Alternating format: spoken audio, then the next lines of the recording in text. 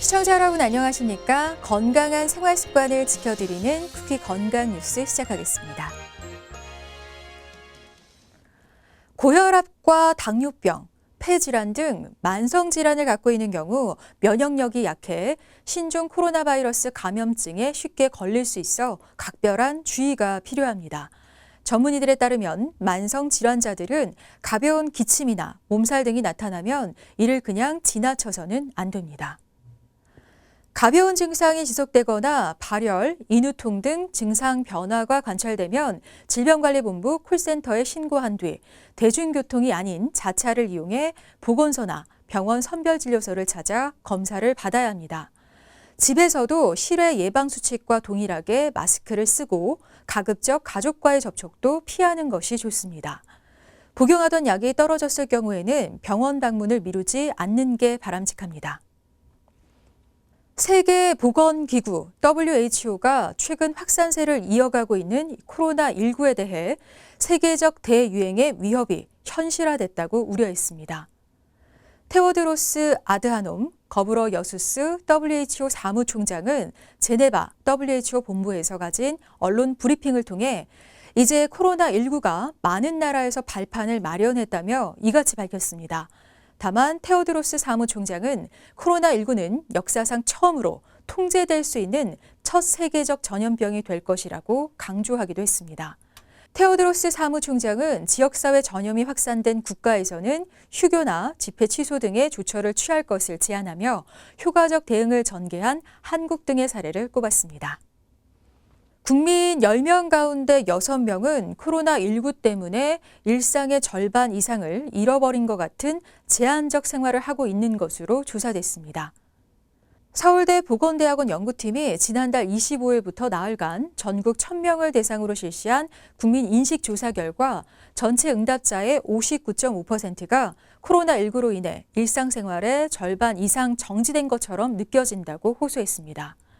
코로나19 뉴스를 접할 때 떠오르는 감정을 묻는 질문에서는 불안하다는 응답이 48.8%로 비율이 가장 컸고 이어 분노가 21.6%를 차지했습니다. 더불어 전체의 19.8%는 코로나19에 감염될 가능성이 높다고 평가했습니다. 피부 질환의 병변은 겉으로 보기에도 매우 다양한 양상을 보이죠. 이에 인공지능을 이용한 진단기법 연구가 진행되어 왔는데요. 하지만 기존 인공지능 진단은 제한된 질환 몇 가지에만 사용할 수 있거나 종양의 악성 여부 파악 같은 단순 분류에만 그쳐 실제 상황에 활용하기에는 여의치 않았던 게 사실입니다. 최근 국내 연구진이 이 같은 한계를 넘어서 134개에 달하는 피부 질환을 진단할 수 있는 인공지능 개발에 성공해 주목을 받았습니다. 분당 서울대병원 피부과 연구팀은 합성곱 신경망이라는 특화된 알고리즘을 통해 22만 장에 달하는 피부 병변 사진을 인공지능에 학습시켰다고 밝혔는데요. 인공지능 모델은 피부과 레지던트와 동등한 수준의 피부암 진단은 물론 항생제 처방 등 1차적 치료 방법을 제시하고 134개의 피부 질환을 분류해냈습니다. 연구팀은 인공지능의 정확성은 사진의 초점, 구도 등의 영향을 받기는 하지만 이러한 문제는 인간의 지성이 보완할 수 있으며 결론적으로 의료진은 인공지능의 도움을 받아 피부 질환을 보다 정확하고 빠르게 진단할 수 있었다고 전했습니다.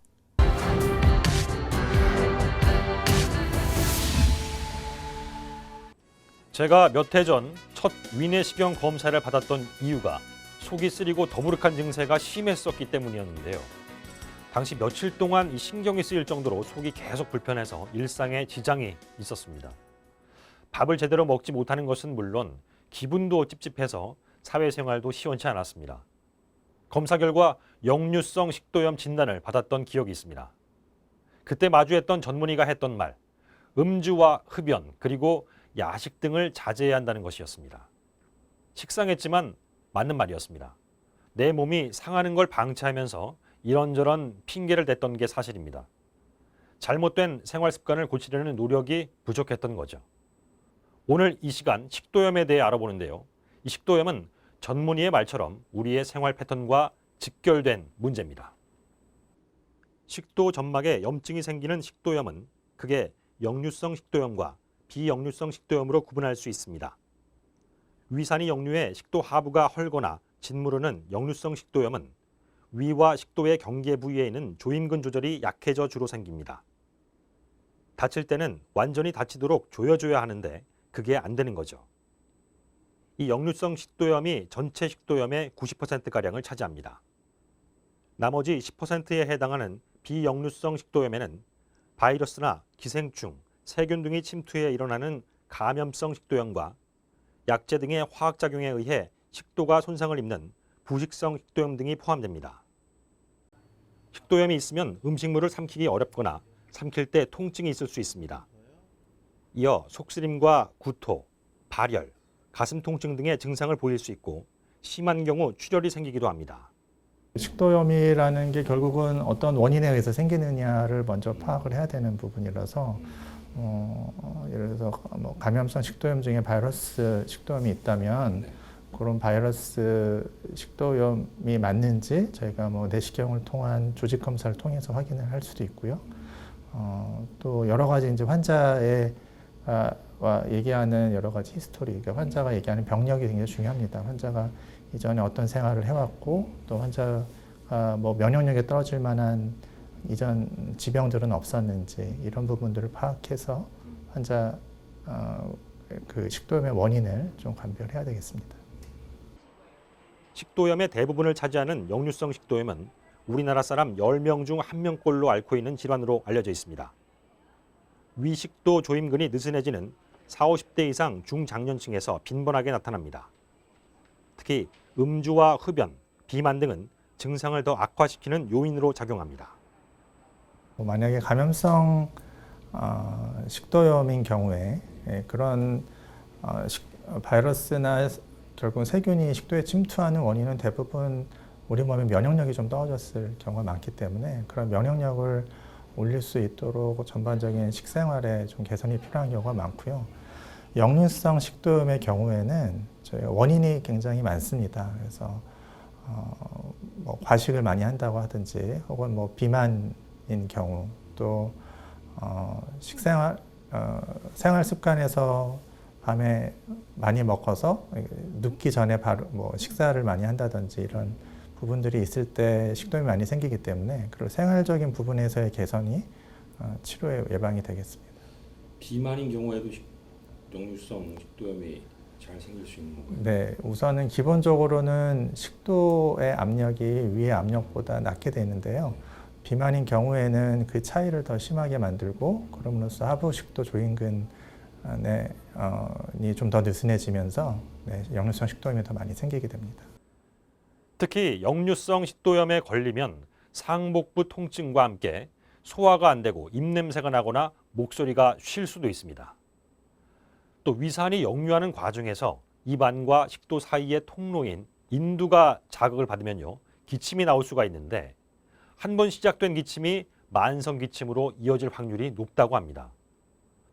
원인은 모르지만 이런 기침이 수개월간 지속되면 단순히 기관지 문제로 생각하지 마시고 역류성 식도염을 의심해 볼 필요가 있겠습니다. 남자 39세 환자분인데요. 환자분이 속쓰림을 주소로 내원하셨고 환자분이 약물 치료도 회복이 되지 않아서 저희가 내시경을 시행을 했습니다. 내시경을 시행했는데 보시다시피 이런 식도 점막에 손상을 저희가 확인할 수 있었고요. 이걸로 이로 판단했을 때는 중등도 이상의 식도염을 저희가 진단할 수 있겠습니다. 이런 환자분의 경우는 우선은 여러 가지 생활 습관의 변화도 말씀을 드려야 되겠지만 약물 치료를 먼저 시작을 해야 됩니다. 그래서 약물 치료를 고용량의 산 억제제를 먼저 투여를 하고요. 그럼에도 만약에 회복이 안 된다면 뭐 약물의 변경을 한다든지 추가를 한다든지 이런 치료를 시행을 하게 되겠습니다. 식도염 진단은 내시경 검사를 통해 이루어집니다. 염증 진행 정도를 확인하고 그 원인을 살핍니다. 치료는 원인을 다스리는 약물을 투여하면서 이어집니다. 역류성 식도염 치료에는 주로 산 억제제 약품을 쓰고 감염성 식도염이라면 어떤 바이러스가 침투했는지 조직 검사로 파악한 뒤 항바이러스제를 사용합니다. 네, 기본적으로 약물 치료고 혹은 아까 말씀드린 주신 것처럼 식도염이 심해졌을 때 천공이나 출혈이 있을 때는 내시경으로 최근에는 치료를 하게 되는 경우가 있고요. 만약에 심해져서 천공이라든지 심한 경우까지 생긴다면 수술적 치료를 권하는 경우도 있습니다. 어떤 수술입니까? 천공이 많이 심한. 천공이 있을 때는 식도에 천공이 있는 부분에 만약 염증이 심한 상태의 천공이 있다면 그 부분을 절제하고 다시 이어주든지, 혹은 이제 단순한 천공일 경우에는 천공인 부분만 수술적 치료로 네. 치료를 통해 일시적으로 증상이 호전됐다고 하더라도 생활 습관을 개선하지 않으면 재발이 있을 수 있습니다. 커피나 술, 초콜릿, 자극적인 음식을 즐기는 습관을 자제하고 식사 후에는 적어도 2시간 뒤에 자리에 눕는 게 좋습니다. 취침 시 역류나 속쓰림 증상이 있을 때는 머리 쪽을 약간 올려둔 채로 자는 게 도움이 됩니다. 식도염증이 반복되면 그로 인한 협착이 일어날 수 있습니다. 협착이란 관으로 되어 있는 식도가 자극을 받으면서 좁아지는 것을 말하는데요. 음식을 삼키고 내려보내는 길이 제한되면 불편함이 가중될 수 있으니까 검진과 치료가 꼭 필요합니다. 현재 위내시경 검사는 만 40세 이후 2년마다 한 번씩 받도록 권고되고 있습니다. 요즘 젊은 층에서도 식도나 위에 이상이 있는 분들이 많은데요. 늦지 않게 내시경을 받으시고 적절한 조치를 취하시길 바랍니다.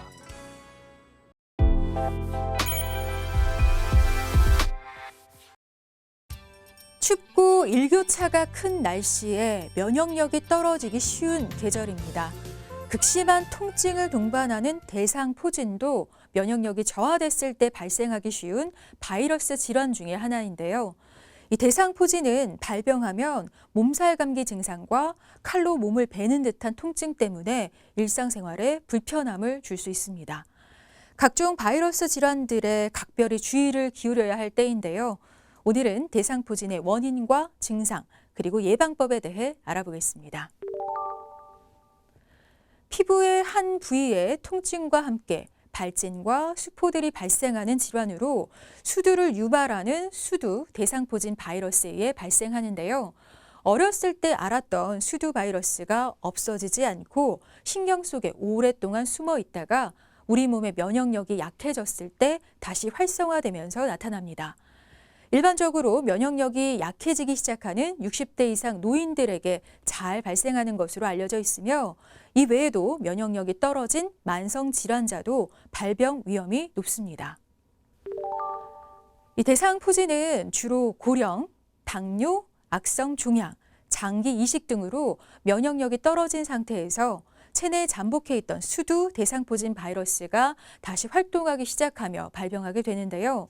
또한 질병, 사고, 스트레스 등으로 우리의 몸의 면역력이 약해졌을 때도 이 대상포진이 발생할 수 있습니다.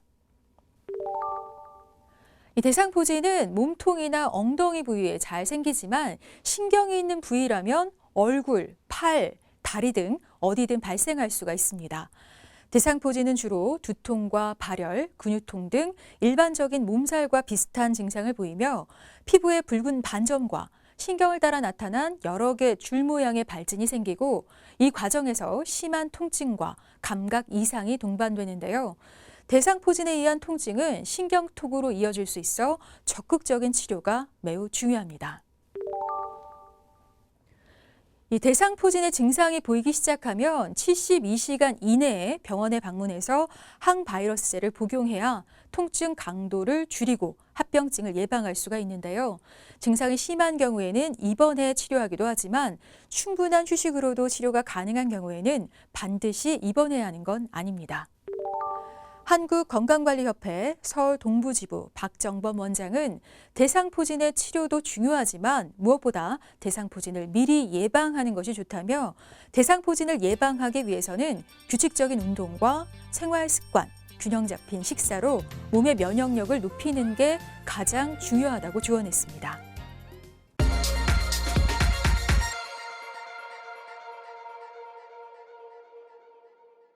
몸과 마음의 치유를 위해서 음악을 가까이 하는 분들 많은데요. 실제로 음악 감상이나 악기 연주가 뇌졸중 환자의 증상 치유에도 도움이 된다는 연구 결과가 나왔습니다. 환자들은 음악 치료 후에 슬픈 감정이 감소했고 행복한 감정이 증가했다고 하는데요. 피로 해소에도 도움이 됐다는 환자도 있었습니다. 코로나19로 몸과 마음이 모두 어려운 때죠. 좋은 음악과 함께 하시면서 편안하게 힐링해 보시기 바랍니다. 오늘 건강 뉴스는 여기서 마칠게요. 고맙습니다.